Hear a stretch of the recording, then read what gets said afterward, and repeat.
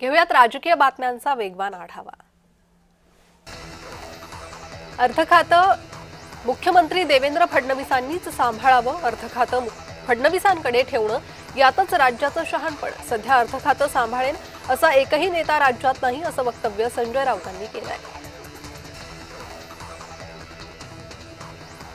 संजय राऊतांच्या अर्थ खातं फडणवीसांनीच सांभाळावं या विधानावर भरत गोगावलेंनी प्रतिक्रिया दिली। राऊत मिठाचा खडा टाकण्याचं काम करतात, त्यांनी आम्हाला सल्ले देऊ नये, त्यांच्या सांगण्यावरून राज्यकारभार चालत नाही, असं गोगावले म्हणाले।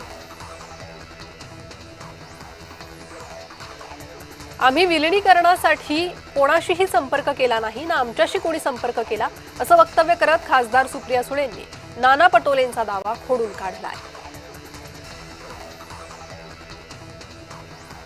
बारामतीत जय पवार यांचा जनता दरबार आयोजित करण्यात आला। जनता दरबारासाठी नागरिकांनी मोठी गर्दी केल्याचं पाहायला मिळालं। यावेळी सर्वसामान्यांच्या अडचणी जाणून त्या सोडवण्याचा प्रयत्न जय पवारांनी केला। आदित्य ठाकरेंच्या वाढदिवसानिमित्त मातोश्री निवासस्थानी मोठा उत्साह दिसून येतोय। कार्यकर्त्यांनी केक कापून वाढदिवस साजरा करत शुभेच्छांचा वर्षाव केलाय।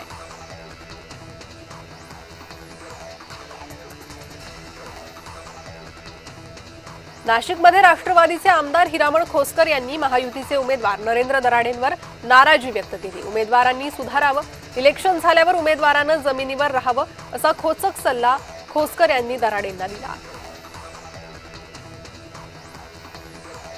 इलेक्शन नव्हे सिलेक्शन करण्याचा प्रयत्न, सत्ताधारी पक्षाकडून निवडणुकीत नवीन तंत्राचा वापर, सिलेक्शन व्हावं यासाठी दबाव टाकला जात आहे, अंबादास दानवेंनी सत्ताधारी पक्षावर आरोप केला। यावेळी बोलताना दानवेंनी ऑपरेशन टायगर सुरू असल्याची कबुली दिली आहे।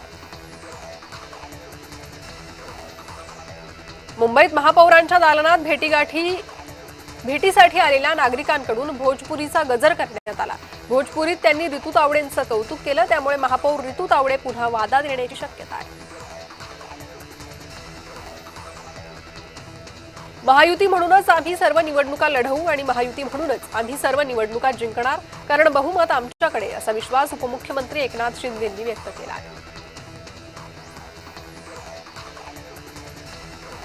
शिवसेनेच्या बंडखोर उमेदवार रेश्मा काळेंचं बंड शमलंय। उपमुख्यमंत्री एकनाथ शिंदेंच्या भेटीनंतर रेश्मा काळेंनी माघार घेतल्याची माहिती आहे। महायुतीचे उमेदवार नंदकिशोर महाजनांना पाठिंबा देणार आहेत। रोहित पवारांच्या अन्नत्याग आंदोलनाचा दुसरा दिवस, सरसकट कर्जमाफीच्या मागणीसाठी रोहित पवारांनी आंदोलन सुरू केलंय। मागणी मान्य होत नाही तोपर्यंत उपोषण सुरूच राहणार, या भूमिकेवर ते ठाम आहेत। नाशिकमधील मतदारांची सहल निघणार असल्याची माहिती मिळते। बंडखोर महायुतीच्या नेत्यांना मत विभाजनाची धाकधूक असल्यानं सहल निघणार असल्याचं कळतंय।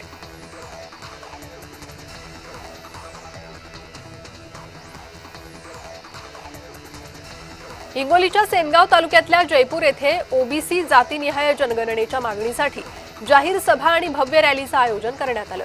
या कार्यक्रमाला लक्ष्मण हाके यांची प्रमुख उपस्थिती होती। ओबीसी समाजाच्या हक्कांसाठी आणि जातीनिहाय जनगणनेच्या आवश्यकतेबाबत यावेळी मार्गदर्शन करण्यात आलं।